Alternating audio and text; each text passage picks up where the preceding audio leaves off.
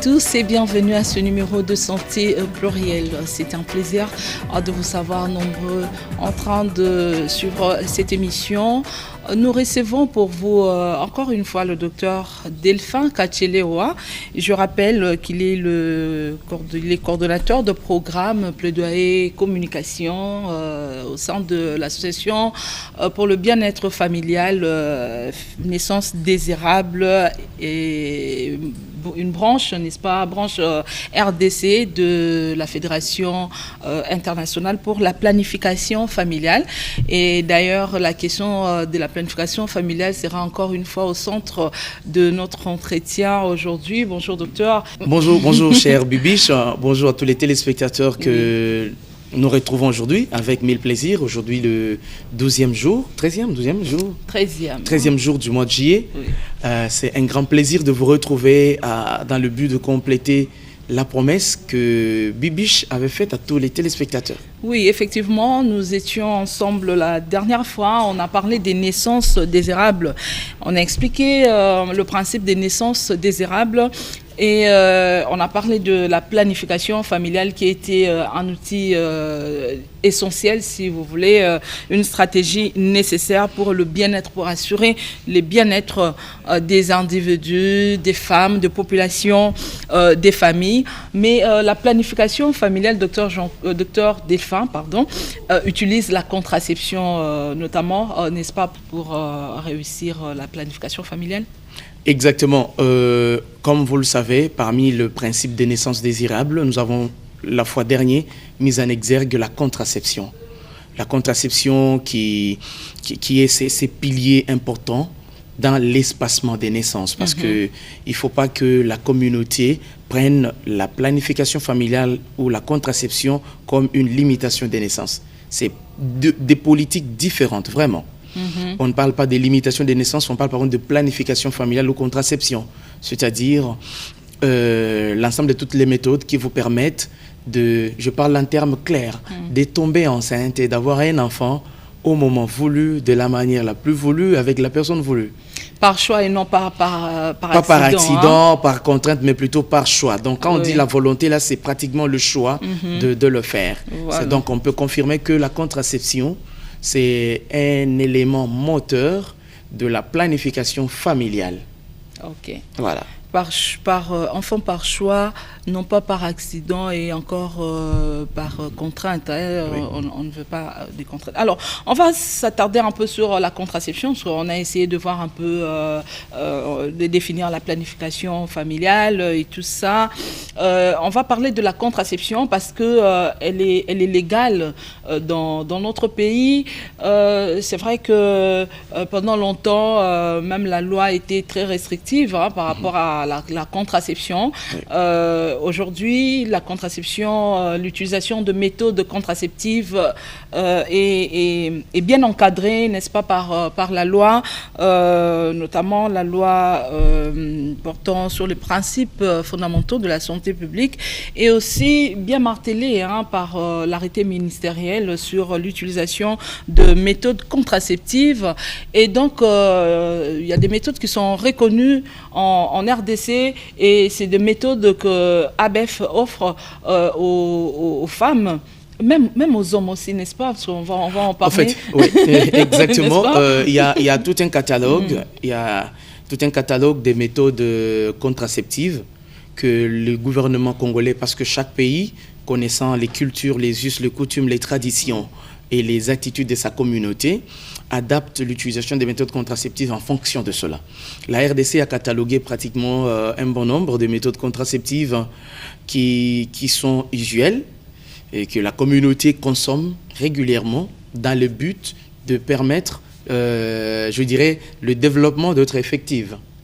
Alors, il y a chez les femmes comme chez l'homme. Okay. Donc, ça implique tout le monde. Oui. Quand vous allez ouvrir la balle, de détailler pratiquement lesquels sont utilisés, sont autorisés en RDC et comment ça se passe. Cette fois-là, on va les détailler. On va y revenir, mais docteur Delphin, oui. On a célébré le 11 juillet, comme chaque année d'ailleurs, la journée mondiale de la population. Oui. D'ailleurs, les Nations Unies ont annoncé qu'au mois de novembre prochain, la population du monde va atteindre 8 milliards n'est-ce pas? Donc on sera à 8 milliards de personnes. Et combien de Congolais dedans? Combien de Congolais? Bon, peut-être, je ne sais pas, 90 millions. On n'a pas des chiffres exacts. Hein. Donc en 2011, on était à 7 milliards. En cette année, donc, on sera à 8 milliards. Et peut-être que la population mondiale aurait plus encore grimpé, n'eût été des politiques de planification familiale. D'ailleurs, la planification familiale était au centre justement d'une table ronde qu'a organisée l'ambassade de Grande-Bretagne ici en RDC. C'était une table ronde en fait qui a réuni des organisations de la société civile dont ABEF pour réfléchir justement sur l'apport de la planification familiale dans le droit et le choix des femmes en RDC, si la question était justement de savoir si la planification familiale pouvait garantir les droits et les choix des femmes en RDC. On va juste suivre l'allocution de l'ambassadeur de la Grande-Bretagne qui a réuni toutes ces organisations de la société civile.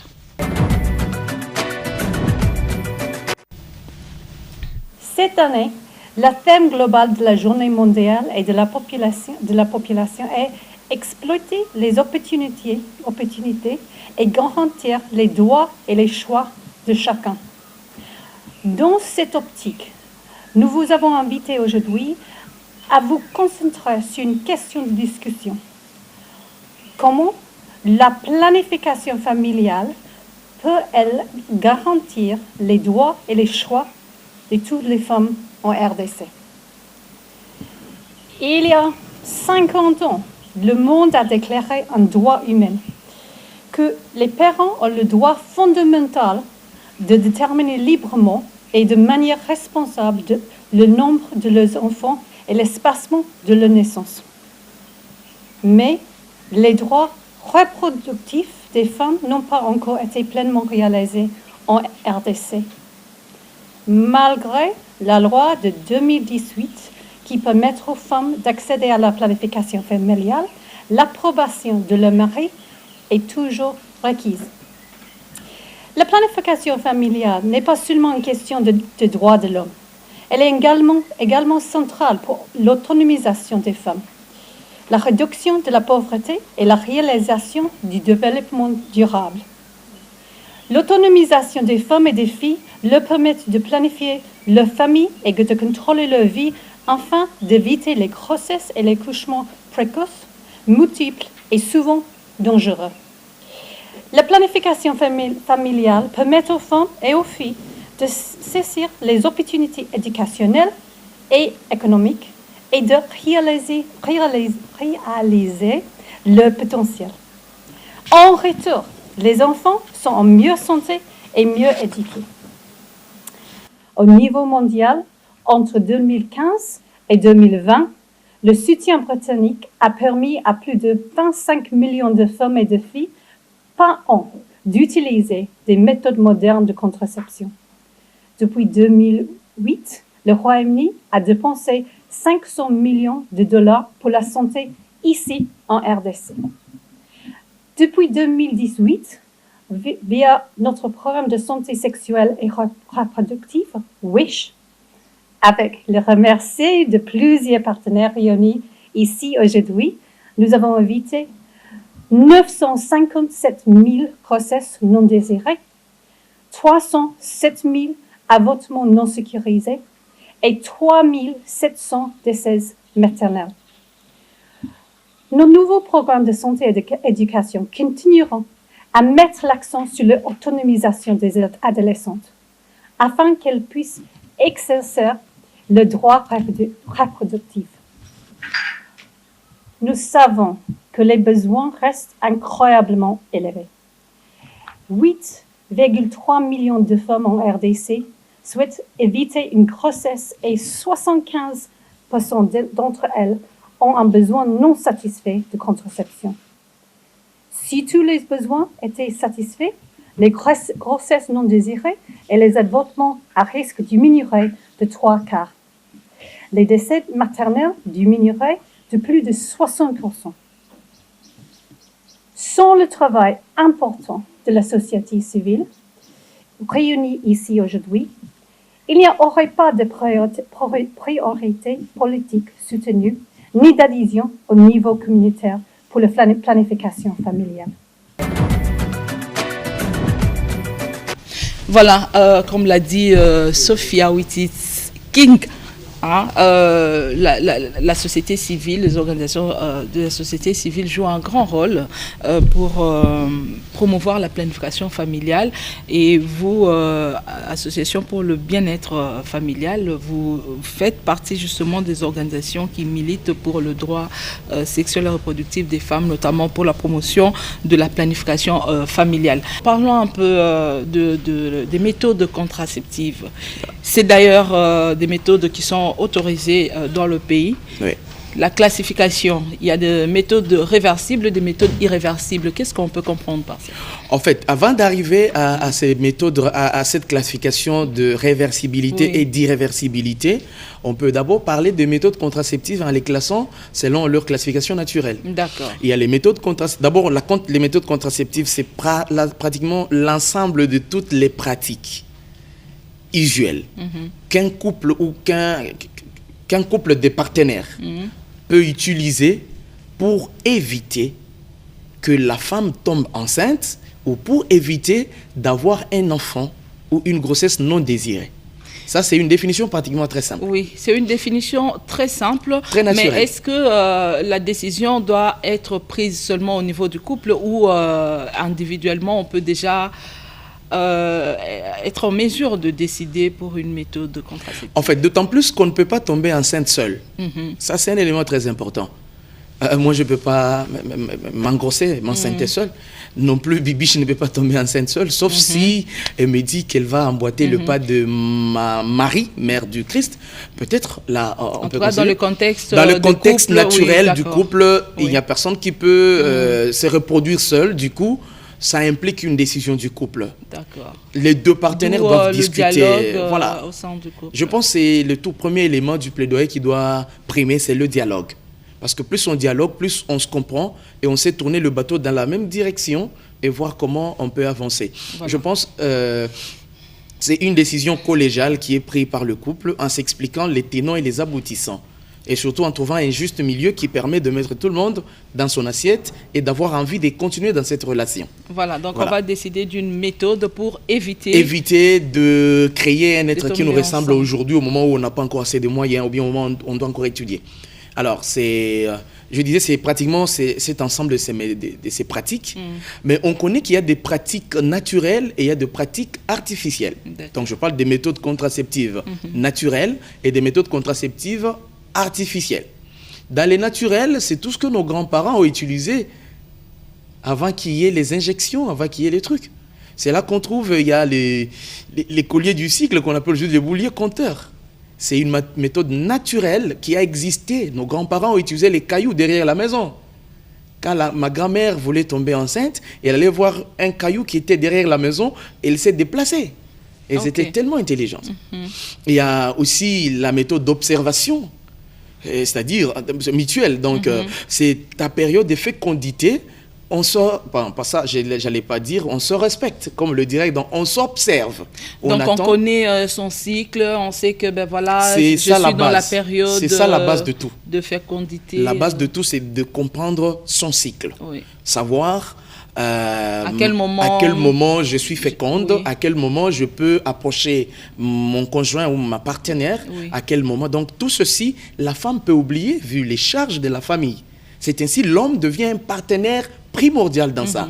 Mais même si on se dit l'homme est tellement occupé à chercher le pain, mais parmi les éléments qui lui donnent la force de chercher le pain, il y a aussi la façon d'être à l'aise que la dame lui accorde. Ok. Donc du coup, à un moment, on et moi et elle, nous avons incarné. Voilà. Très bien. Et moi et elle, aujourd'hui on a les téléphones, ce n'est plus compliqué. Le monsieur peut télécharger le programme. Les petits logiciels, ça existe dans son téléphone. Et ça lui permet de compter, de rappeler, non, écoute, Bibiche, attention, cette période, attention, voilà, permets-moi de citer le nom. Merci. Il n'y a pas de souci. Il y a ces méthodes naturelles. Il y a, à part le boulier compteur, il y a l'observation. À part l'observation, il y a aussi les autres méthodes qu'on appelle de calendrier, des jours fixes. Ok. C'est-à-dire, vous verrez souvent dans des maisons, il y a des calendriers, on a coché quelque chose. Des fois, quand on était enfant, on ne comprenait pas pourquoi la grande sœur a coché là-bas.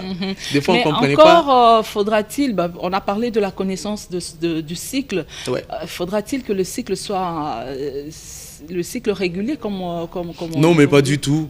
Pas du tout.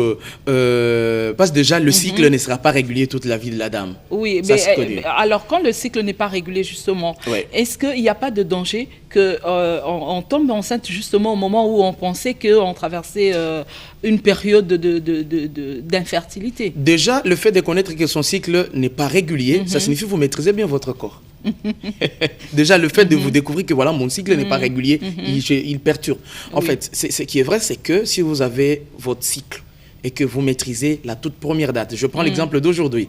Vous venez d'être informé par Santé Plurielle qu'il y a de ces femmes-là qui ont un cycle régulier et un cycle irrégulier. Déjà, c'est une information que vous avez. Qu'est-ce que vous faites? Vous cochez votre premier jour du mois. J'ai toujours répété que le mois de la femme est différent du mois de l'homme, ou du mois, permettez, de l'État, pour être payé. Parce que le mois de la femme commence, le premier jour, il voit la première goutte de sang. C'est comme l'année scolaire qui ne commence pas au mois de janvier nécessairement. Ah ouais. Voilà. En fait, et surtout pas pour toutes les universités ou bien toutes les écoles. C'est vrai, le gouvernement peut fixer la date, mais vous verrez qu'il y a des écoles qui vont commencer un jour après. Donc, en d'autres termes, le mois de la femme, il est différent du mois de tout le monde et du mois du monde. C'est-à-dire, le mois de la femme commence lorsque elle voit la toute première goutte tacher sa culotte. Okay. C'est ça, le premier jour du mois de la femme. Pendant qu'on est là en juillet, il y a d'autres qui sont au mois de juin. Il y a d'autres dames qui sont déjà au mois d'août. Donc, c'est possible. Alors, si vous voyez déjà votre première goutte, ça signifie que vous avez commencé votre mois. Et c'est le J1 de votre cycle. Maintenant, ça vous permettra de savoir prochainement, ça va revenir quand, pour que vous puissiez calculer à partir de quelle période vous pouvez ne pas approcher. Mais nous précisons, ça dépend d'une femme à l'autre, mais déjà à partir du 8e au 17e jour, vous risquez d'être fertile pendant cette période. D'accord. Et l'ovulation entre-temps? Entre-temps, ça intervient entre le 11e et le 14e jour. C'est pourquoi nous élargissons un peu entre 8e et 17e jour. Parce que en sciences de la santé, ni jamais, ni toujours. Tout dépend de la physiologie de la dame. Alors ça, c'était pour ce qui est des méthodes calendrier fixe. Il y a aussi d'autres méthodes. Quand la femme a accouché, elle doit allaiter exclusivement le bébé. Le fait d'allaiter constitue une méthode contraceptive parce que ça pousse à la femme de sécréter certaines hormones qui vont empêcher l'ovulation. Pendant la période qu'elle d'allaitement. allaite, oui. Donc si elle allaite pendant 6 mois, elle ça a lui au moins permet, pendant ce temps-là, Oui. ça lui permet d'éviter de tomber enceinte. Mais ni jamais, ni toujours. Et donc, ça rentre dans le bénéfice de l'allaitement maternel. Exactement. Dieu était tellement sage quand il a instauré l'allaitement. Parce que pendant les 6 premiers mois, allaiter l'enfant exclusivement lui donne d'abord le nécessaire pour faire croître son système nerveux et devenir intelligent, le protéger des maladies. Mais ça permet aussi à la maman d'éviter de tomber enceinte. Parce qu'il faut préciser que quand la femme accouche, elle devient encore trop belle. Trop belle. Ah, vous en avez l'expérience, hein? Beaucoup d'expérience. Ah, et même d'accord. beaucoup de dames, quand je parle là, elles savaient. Il y a beaucoup qui ont des enfants qui se suivent parce qu'elle était tombée enceinte juste 3 mois après le premier. Et d'où la sagesse, je vais dire, de nos aïeux qui, pendant cette période-là... Ils séparaient la femme. Ils séparaient la femme Ils de son l'amenaient en mari, famille. l'amenaient en famille. Et on disait que là, il mangeait les pondous pour avoir beaucoup de lait à allaiter l'enfant. C'était stratégique. C'était stratégique. Ouais. C'était pour éviter aussi la grossesse, ouais. d'une autre contraception. Exactement. Parce que la méthode d'allaitement exclusive... J'allais dire d'une autre... grossesse non désirée. D'une autre grossesse, voilà. Exactement. Mais seulement, ce qui a signalé, c'est que c'est une méthode qui a beaucoup de risques, on doit le dire, Oui. parce que toutes les femmes ne sont pas les mêmes. Il y a celles en fonction de ce que nous mangeons, en fonction de ce que nous consommons, nous utilisons. Ça peut entraîner l'ovulation et puis voilà, elle tombe enceinte. Pendant l'allaitement, donc Pendant ça qu'elle peut allaite, arriver. c'est possible Ok, que il y a ça des arrive. exceptions. Donc, c'est pas exclusif. Ok. Voilà. Oui. Alors, c'est par rapport aux méthodes naturelles. Oui. On peut passer Oui. aux méthodes... Mais vous avez parlé du collier. Ben, Collier je pense cycle. qu'on aimerait savoir aussi... Comment ça fonctionne. Oui, comment ça fonctionne. Donc, il y a... Il y a des bouliers noirs, des bouliers chocolatés, des Qui bouliers représente rouges. le nombre de jours. De jours, effectivement. Ok. Alors, le nombre de bouliers sont pratiquement génériques, mais chacun adapte ce nombre de bouliers en fonction de son cycle. Il y a les dames qui ont le cycle de 18 jours, de 24 jours, de 26, de 28, de 30, 30, 31, 37. Ça dépend du Et c'est toujours en notant le premier jour. Le premier jour au boulier. Voilà. Et chaque fois qu'on note, on peut justement avoir une idée sur son cycle. Exactement. Il y a beaucoup de femmes d'ailleurs qui vont voir les gynécologues. La première question, en tout cas l'une des principales questions qu'on demande aux femmes, c'était quand vos derniers, les dernières règles. Ouais. Voilà. Alors, beaucoup de femmes ne maîtrisent même pas. Hein. Ouais, beaucoup ne maîtrisent même pas. Et pourtant, j'ai vu dans la culture africaine, que j'ai vu aussi dans la culture indienne, c'est que les dames ont compris qu'elles pouvaient porter ce que vous appelez les mayakas aux hanches. Les autres ne les portent plus seulement pour des raisons d'ornement, elles les portent aussi pour des raisons de contraception. Okay. Donc, au lieu d'avoir son boulier compteur suspendu dans la maison, ou son collier du cycle, mais là, c'est boulier compteur aux hanches. Au même moment, ça fait l'ornement, ça fait les bijoux. Et au même moment, ça lui permet de compter. Donc ça joue tout ce rôle. Voilà, exactement. Oui, et l'abstinence constitue également... Voilà, c'est parmi les méthodes naturelles très anciennes, l'abstinence, qui fait assez que... surtout, nous la recommandons. Elle n'est plus d'actualité? Elle est d'actualité dans certaines familles, dans les vies de certains jeunes, et aussi même certains adultes qui ne sont pas en couple ou bien qui ont divorcé ou qui sont séparés. Ils utilisent, en fait, je connais quelques personnes qui ont fait 7 ans sans connaître de femmes, 9 ans sans connaître d'hommes. Ouais, ici, sur Kinshasa. Okay. Elles existent, cette personne-là. Alors, c'est une méthode qui ne déçoit jamais. On pourra y revenir peut-être parce qu'il y a beaucoup de rumeurs aussi par rapport aux conséquences de l'abstinence. On va y arriver. On va y arriver. Alors, je me dis, l'abstinence, c'est pratiquement la méthode contraceptive qu'on recommande aux adolescents et jeunes parce que c'est une méthode qui vous permet de reporter votre rapport sexuel, rapport reproducteur. D'ailleurs, il faut même commencer à appeler ça de cette façon pour faire comprendre aux gens qu'au-delà du plaisir, il y a la reproduction qui vient. Ça vous permet de reporter votre rapport reproducteur et de plaisir prochainement dans le sens que vous ne puissiez pas regretter des conséquences aujourd'hui. C'est une vieille méthode, une ancienne. Alors, il y a les méthodes qui ne sont plus naturelles mais qui sont pratiquement artificielles. Pour aller un peu rapidement, il y a les méthodes barrières. Là, nous trouvons les préservatifs masculins et féminins. Il y a les éponges, les éponges contraceptives. Donc, ça permet à l'homme de laisser la sémence sur un tissu qu'on aurait placé dans le corps de la femme avant le rapport. C'est parmi les méthodes contraceptives qui sont utilisées. Mais il y a aussi les artificielles hormonales. Là, je parlais de hormonales et non hormonales barrières. Il y a aussi les hormonales. Les hormonales, c'est là qu'on trouve toutes les pilules que vous connaissez.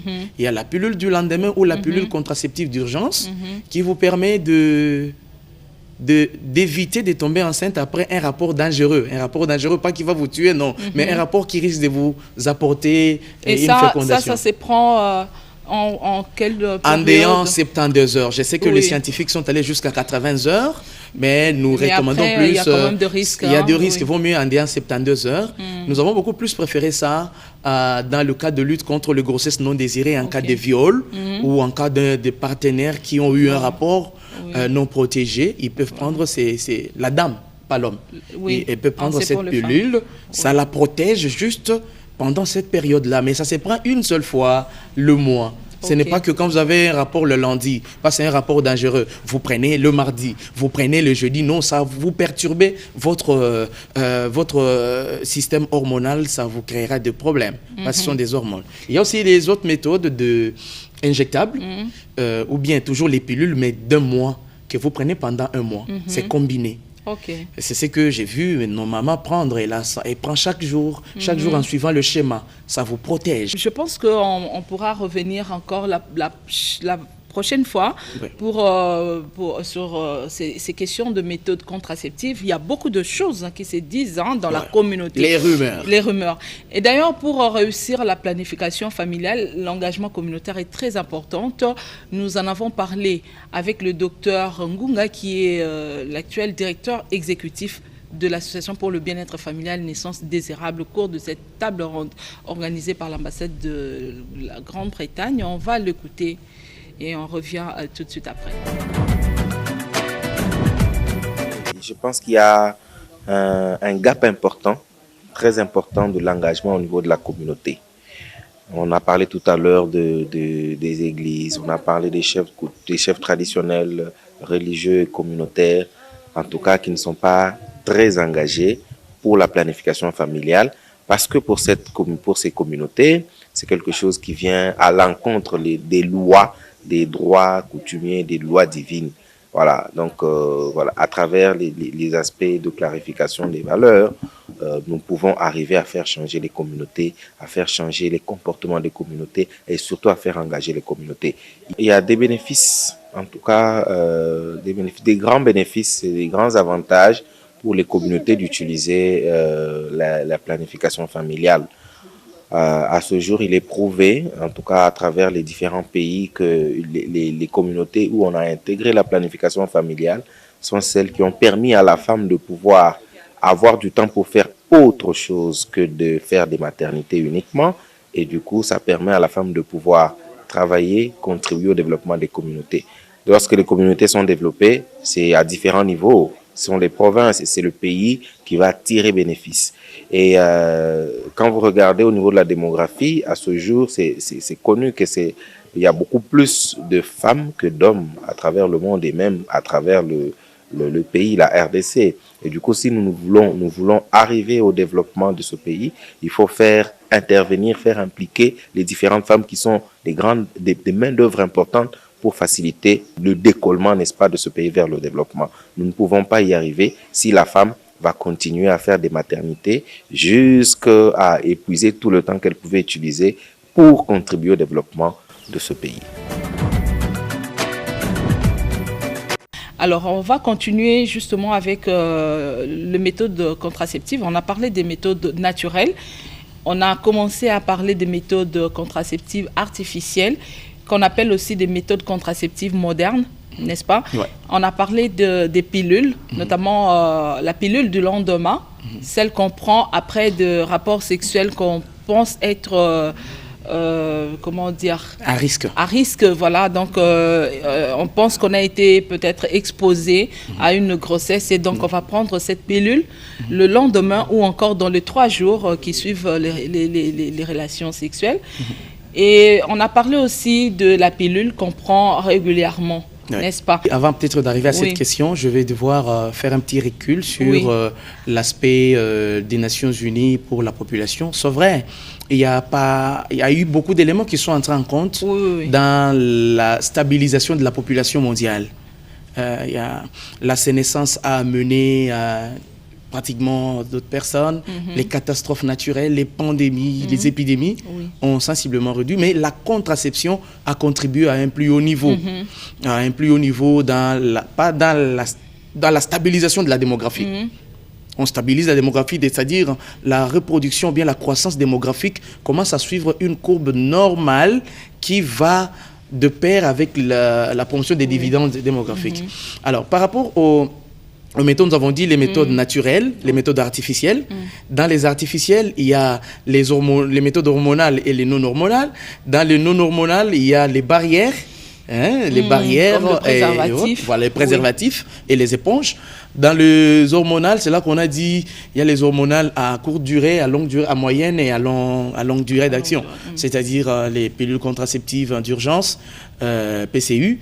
Il y a aussi les pilules quotidiennes, pratiquement de 3 mois. Il y a celles qu'on prend pendant 1 mois et tu peux abandonner.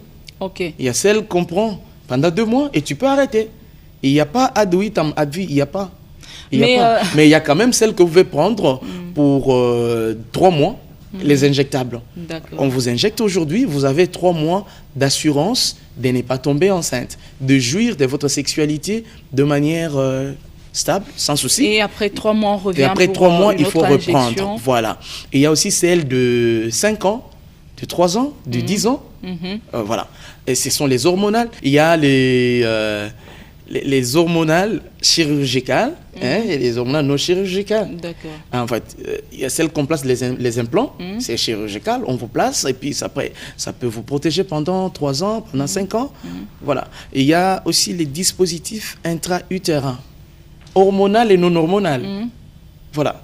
On vous place une méthode dans la cavité utérine qui ne vous gêne pas la vie, qui vous permet de vivre normalement, mais ça vous protège pendant 5 ans, pendant autant d'années, 10 ans, on veut renouveler. Mais il faut préciser que toutes ces méthodes ne se donnent pas à la rue ou à la boutique. Ça, c'est une précision. Toutes ces méthodes ne se donnent pas à la pharmacie. Je ne réduis pas le travail de nos collègues pharmaciens. Toutes ces méthodes se donnent par les distributeurs à base communautaire. Et quand on va acheter, bon, il y en a quand même qu'on achète à la pharmacie comme le préservatif, ça on n'a pas besoin. Voilà, ça c'est important. Les préservatifs, vous pouvez payer à la pharmacie, à la boutique, ça c'est normal, mais il faut qu'on vous apprenne comment les utiliser. Parce que je vais vous faire rire, tout un village, on leur apprend à utiliser les préservatifs sans leur dire où placer ça. Et eux, ils s'est rencontrés en couple en portant les préservatifs au pied. Et ils se sont rendus compte qu'il y avait beaucoup de IST, il y avait beaucoup de grossesses non désirées. Mais quand on revient, mais qu'est-ce qu'il y a? Mais nous, vous nous avez appris de porter, d'autres avaient les phallus. Les phallus, les bois sur lesquels on fait l'exercice. Alors les villageois sont allés fabriquer aussi les phallus. Avant de passer le rapport, ils font porter les phallus, les préservatifs. Il y a toute une éducation autour de l'utilisation du préservatif. Parce qu'il faut voir aussi la date, n'est-ce pas? Il faut vérifier tout ça, la conformité, la taille même. La taille, c'est un élément très important. Il y a de ceux-là qui disent, mais docteur, moi j'utilise toujours le préservatif. Mais quand vous suivez, il prend une taille qui ne lui convient pas, qui se déchire de temps en temps, ou bien il prend une taille dans laquelle il est en train de nager. Et c'est inconfortable aussi. Inconfortable, et ça peut être inefficace. Voilà, ça l'expose même aux IST, parce qu'il faut préciser que la seule méthode qui vous permet d'éviter et les IST, et le VIH, et l'hépatite, et les HPV, et la grossesse non désirée, c'est le préservatif et l'abstinence. Et il y a le préservatif masculin, là on a parlé du préservatif masculin, mais il y a aussi le préservatif féminin, mais on n'en parle pas beaucoup. Parce que beaucoup de femmes n'aiment pas ça.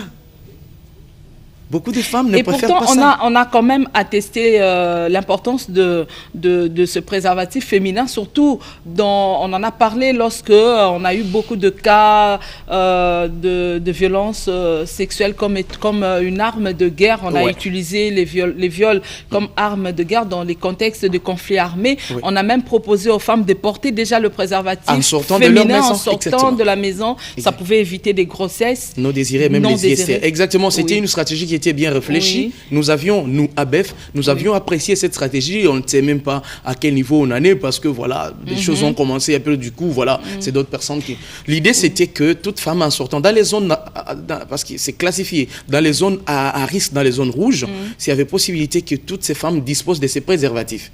Parce que quand le bandit arrive, il ne contrôle pas tu as quoi dedans.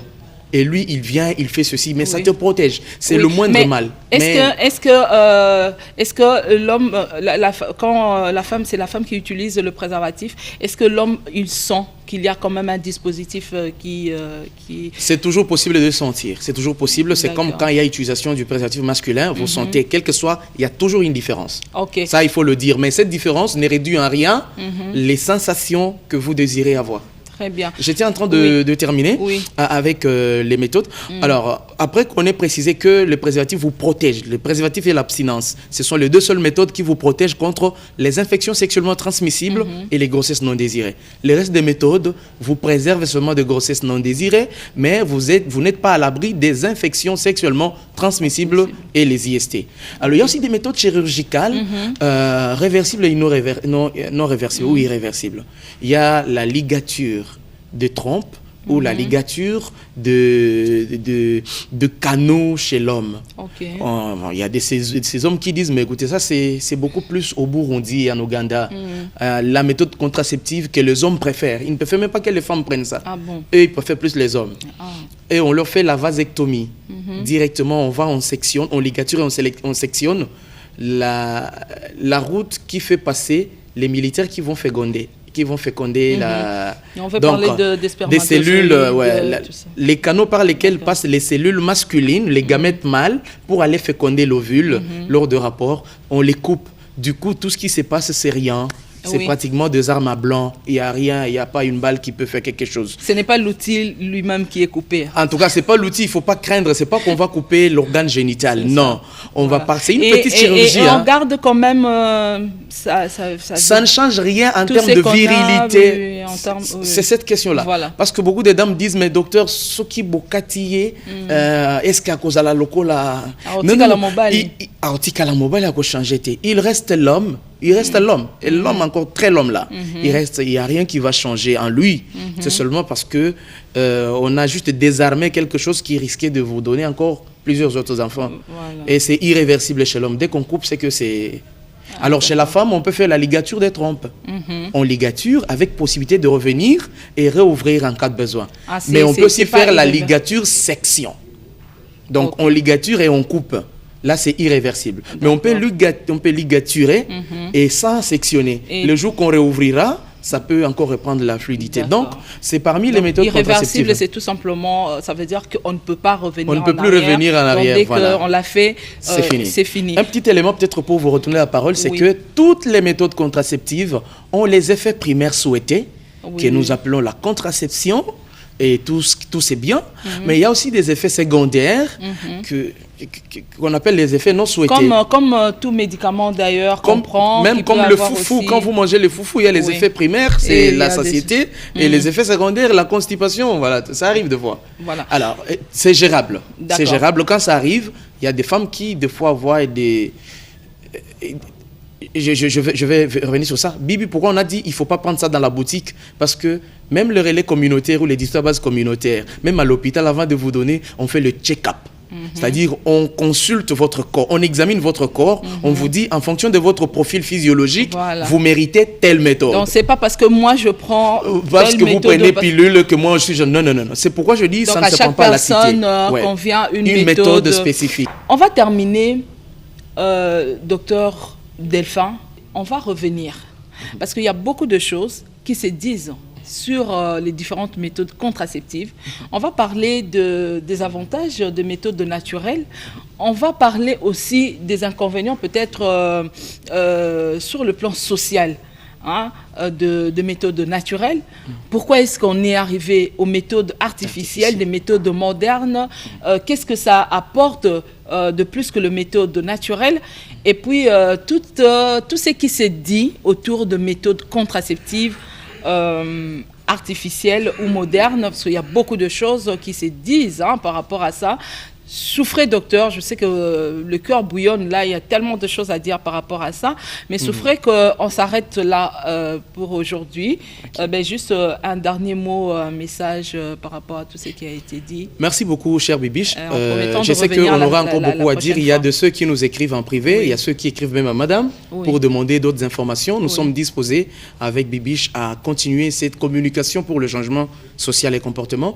Un élément est que l'implication communautaire ou l'engagement communautaire dans cette perspective, c'est que nous voudrions bien que et le professeur, et les chauffeurs, et le pasteur, et les décideurs, tous devenions acteurs du développement en expliquant à la communauté que plus vous gérez votre sexualité et votre reproduction, plus vous serez riche et boss.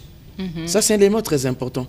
Donc cet engagement communautaire dont le directeur a fait allusion, c'est que tout le monde contrôle l'autre, que tout le monde soit inspecteur de l'autre. Dans le sens à lui dire, parce que de toute façon, quand il y a les chèques, c'est nous tous qui en souffrons. Ce n'est pas seulement le parent biologique de ces chèques-là. C'est toute la société. C'est toute la communauté. Alors moi, je dois parler à Bibiche. Écoute, ma chère, il faut réduire un peu. Tu attends. Écoute, mon frère, il faut donc que tout le monde sensibilise l'autre sur l'utilisation de la contraception comme moyen de se développer soi-même, de bien épanouir son épouse et de bien garantir sa famille. Mais si on veut en avoir 10, on en a le moyen, on a le temps, on a le surtout le moyen et le temps. Parce que avoir l'argent, c'est un fait. Mais la femme, on ne la paie pas avec l'argent. Voilà. Il faut qu'on se respecte sur ce point-là. Oui. La femme, elle a droit à la vie. Voilà. Et elle n'est pas une reproductrice quand même, quels que soient les moyens. Il en va aussi de sa santé. Exactement. Merci beaucoup, docteur, d'avoir répondu à toutes ces questions et de la disponibilité à répondre aux questions qui vont venir. Merci à vous aussi d'avoir prêté votre attention et d'avoir trouvé de l'intérêt à cette émission. On se donne rendez-vous pour un autre numéro. On va continuer à répondre à vos questions. Merci et à la prochaine.